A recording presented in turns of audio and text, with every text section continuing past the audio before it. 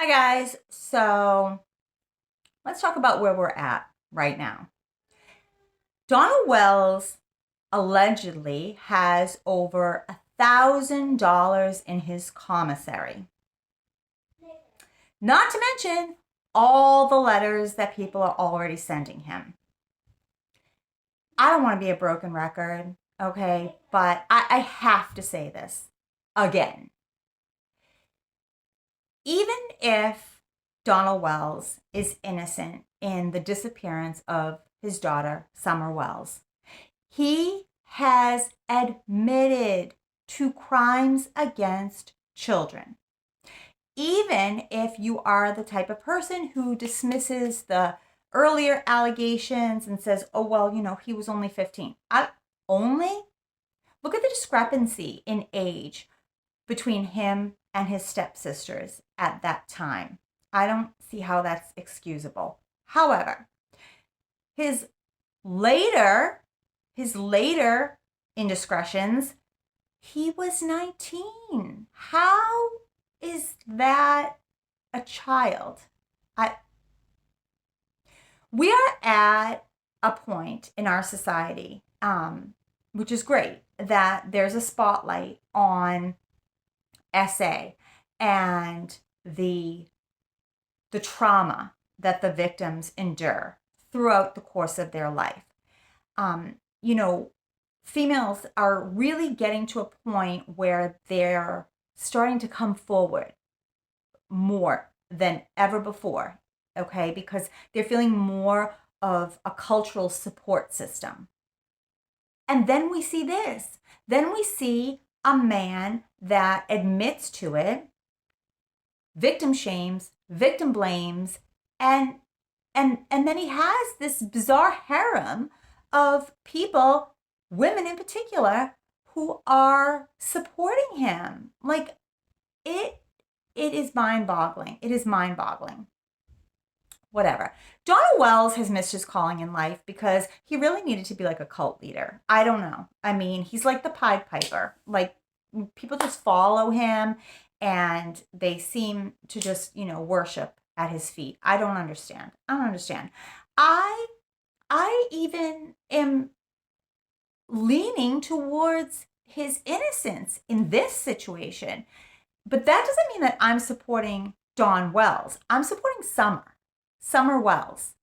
And so whoever is to blame is the person that I want to be held responsible for it. So if he didn't do it, I don't want him to be held accountable or blamed for it. I don't. But that's not me supporting him. That's me supporting Summer. Now let's talk about Candace. She went online and she made a post basically asking people to help her out financially while Donald is in prison. And she has done very well for herself. Now, as far as her, if you feel called to help her out because, you think that she's innocent, like that's on, that's you. That's all you. That's your money. That's, your decision. Would I help her? Now remember, I don't know if you've seen, but I have really recently said that I kind of think that I am setting in stone that I think it was an accident. I think she freaked out. I think she lied. I think it snowballed and she can't get out of that lie now. So I don't think she intentionally did anything to Summer if she's involved. But I wouldn't send her money. I mean, even if she were 1,000% innocent, why can't she work? I mean, she looks like a hardy, capable person of doing something. I am, for the most part, a stay at home mom, other than those like stay at home mom side hustles we do for like a little extra cash. But if my husband were to go to prison, if he were to do something stupid and get locked up, like I would have to go out and get a job to take care of myself. Like people wouldn't just start being like, here's some money. Like, your husband's in jail? Have some money. Like that wouldn't happen. So I don't know why it should happen with her. I don't know. I don't know. Tell me your thoughts on that, on both things, like the Donald raking in the cash, raking in the letters, and the Candace. So as far as Dawn, I cannot come to a conclusion over whether or not I think he knows the truth. Because in my theory, there was an accident and Candace lied. I can't decide if I think he knows or not. I go back and forth. And here's one of the reasons. So, if you're familiar with the Haley Cummings case out of Satsuma, Florida, and this was like a long time ago, like 12 years plus, the girlfriend was home. The little 5-year-old girl went missing, and dad was at work. And I think most people believe that she knows exactly what happened, but that she was too scared to tell the father. And if you listen to the 911 call when he gets home, his raw emotion, his fear, his outrage, his sorrow, everything is palpable. You can feel it. There is no doubt in my mind that he did not know what happened to his daughter. And I truly believe that his girlfriend, Misty, was petrified to tell him whatever the truth was. And part of me thinks that that might be the situation with Candace. That she would be way too scared to tell Dawn that an accident happened under her watch. So she may have made up a lie either because she was afraid of getting in trouble, because she was afraid of losing the boys, or because she was afraid of Dawn, or all three. But then another part of me feels like I think Dawn is real used to cleaning up Candace's messes. So would she have told him the truth, and would he have covered for her? Because I think that he does that a lot. I think he cleans up her messes, and I think he's very protective of her. This is going to sound mean. I don't want it to, but I think that he himself doesn't think she's very capable in life, and I think that, you know, he would automatically go into protective mode, and be afraid of her getting in trouble, and he would protect her. So I don't know. I can't decide. I can't decide if he's protecting her, if he even may have helped her cover it up, or if he just really doesn't know and just believes her. Maybe has a little bit of suspicion, but doesn't actually know. And so he's just going with this abduction theory until somebody proves otherwise to him. I don't know. I'm not sure. Um, and then there's this other whole wild thing, like that there's cameras all over Candace's house now. Um, so there's a YouTuber. His name is Benny Keys, and um, I'm going to keep my opinions to myself. But let's just say, if you don't know who he is, people either seem to love him or they can't stand him. There's not like a lot of middle ground. Well, somehow he has become like the crusader for the Wells, um, to the point that they have even put on their official Summer Wells like family Facebook, um, where they update the case, that he is the only one now that they will talk to. They're not doing any other interviews. They're not speaking to anybody else but Benny.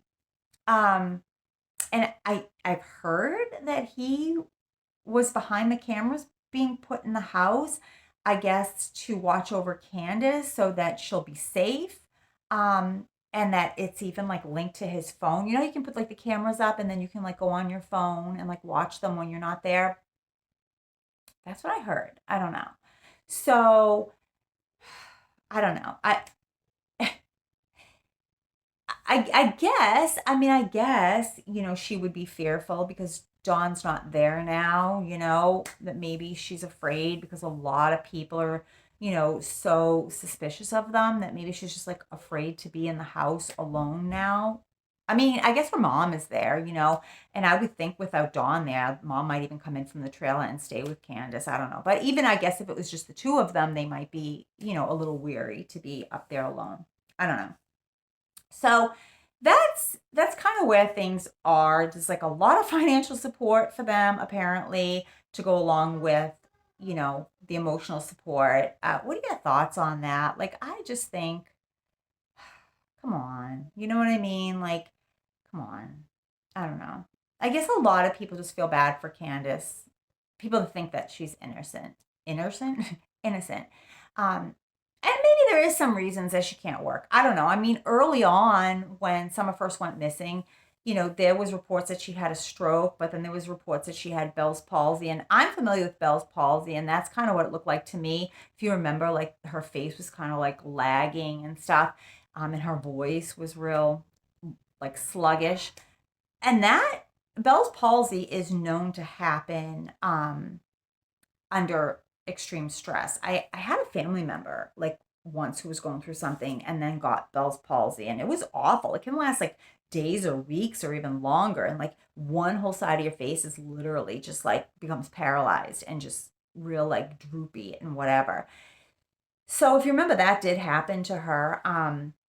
Of course she's better now, but I don't know, maybe like just maybe like emotionally, maybe her stress level, maybe she really can't work. Maybe like I'm being an awful person, like by even saying, well, she could go get a job, I don't know. Maybe that's just mean. And I say this with like the Pope creepishly, like staring down at me, like judging me. That picture's so old. That's the old Pope. My daughter, like many years ago, like 15, 16 years ago, she was like 13 or 14, went to Canada to see the Pope and got that picture. So it's been hanging there for a very long time. But now I feel like he's just like looking down at me and judging me because now I'm saying these awful things. And I feel like I'm always saying these awful things. And I don't mean to, but my God, like this case is awful. Like today is Friday, Monday is Valentine's Day. And most moms this weekend are gonna be like helping all their littles like fill out their Valentine cards. And of course, Summer's not doing those things, and it's heartbreaking. My little guy, this is his first year in school, and there's like $3 little boxes of like Valentines that they hand out in their class. I was practically like weeping over the box, and I'm like showing it to my husband. I'm like, look, it's his very first Valentine's. And of course, my husband's a guy, so he's like, yeah, okay. But I'm like being all weird and mushy about it. And I just like, how moms are. And I just, I always think of Summer, all these little things. I think of her and all the other little kids that are gone missing. I mean, God, we're over a year since Orrin and Orson West out there in California went missing. Like, and then there's these recent ones, Harmony Montgomery and that other little one, Oakley. It's too much. It's too much. Like, what is going on? And, yes, there can be a stranger abduction. It happens. Remember the Jessica, oh gosh, what was her name? Years ago out of Florida. It's Jessica. Literally, like, carried out the bedroom window. It happens. It happens. Elizabeth Smart, like it happens, but it's so rare. More often than not, these cases come down to somebody in the family knows what happened. And, I think that's just, truthfully, I think that's what's going to come out of the Summer Wells case. I think it's going to be a lot closer to home than, out there, some stranger. Not to say that there's not some really bizarre suspects, linked to this case. I mean, look at that guy doing these interviews. Don Sr., so many Dons in the story. His girlfriend lived by the wells, and his adult son has just been arrested for all kinds of inappropriate pictures that were on his computer of children. And actually, weirdly enough, he was actually questioned in the case of, oh my gosh, what was that little one's name? Out there in Tennessee. Oh my gosh, what was her name? Evelyn Boswell. He was actually questioned in that case. Now, nothing came of it. And I think that we all can pretty much surmise that mommy was behind that because the little one was found in a shed on her dad's property. But he was actually questioned in that case. And, now he's like weirdly linked here because he was reportedly in the area. Now his dad says that he hadn't been in that area in over a year, but like dad was on the road. Don Sr. was on the road. So he wouldn't even necessarily know if his son had been in the area. And then there's Jody Sue. Some people have been looking at her son as possibly, I don't know, some theory that he may have hit her with a car. It's just like all this, right? There's so many weird people. I don't know Jody Sue's son. I'm not saying he's weird, but I'm just saying like there are some other people kind of being looked at. And then there was that guy that was going to buy the property. Remember him? And then he ended up like changing his appearance and changing like his Facebook. Weird, right? So there are people, and it's gonna be shocking if it ends up that one of these other people is actually responsible. Because I think we're so, like tunnel vision on the wells, they make it hard not to be. But more often than not, these cases stem from home, and somebody directly linked to the child is going to be the perpetrator. Or in this case, if it's an accident, I guess perpetrator wouldn't really be the right word, but it would still be awful. It would still be awful. Not that there was an accident, because like anybody can have an accident, but if it was covered up, right? And all this time has gone by and nobody knows where the child is. It's going to be awful. It's going to be awful. So, I mean, that's that for today. I guess I'm just thinking about her today. Valentine's Day coming up on Monday, and all the little kids having their little parties. And I don't know. I think all these things just makes you think about her. And the story just keeps getting more bizarre. Like I said, with him now, with his overflowing commissary. I even heard like they can't even accept any more money. Come, I don't know. I don't know. What are your thoughts? What are your thoughts on it all? All of these other suspects kind of popping up. And I don't say suspects like the police are looking at them as suspects. I'm saying like the public, is kind of looking at some other people that might be a little bit fishy in the story. But what do you think about all of this financial help for the Wells? Are you thinking like, great, they deserve it, or like none of our business, let people spend their money however they want? Or are you just like, hey, wait, time out, like it's a little crazy? Let me know. Okay, see you soon. Bye.